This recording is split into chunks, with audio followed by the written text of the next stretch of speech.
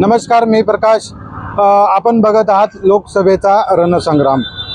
खऱ्या अर्थानं आपण जर बघितलं तर नाशिक लोकसभेचा बिगुल वाजलेला आहे आणि मोठ्या प्रमाणात पक्षांनी प्रचाराला रणधुमाळी या ठिकाणी सुरू आहे.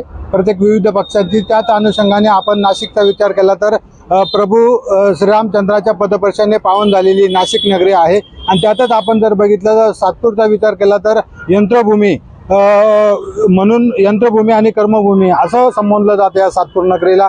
औद्योगिक वसाहत असल्या कारणाने या सातपूरची ओळख निर्माण झालेली आहे आणि त्याच अनुषंगाने आपण राजकीय नेत्यांची महाचर्चा या ठिकाणी आयोजित केलेली आहे. आपण या ठिकाणी नाशिक लोकसभेचा या ठिकाणी नाशिक लोकसभेमध्ये काय विकास कामं होणे गरजेचे आहेत, काय विकास कामं अजून विविध राजकीय पक्षांचे उमेदवार आणि राजकीय पक्ष कशा पद्धतीने मतदारांना विकास कामांच्या माध्यमातून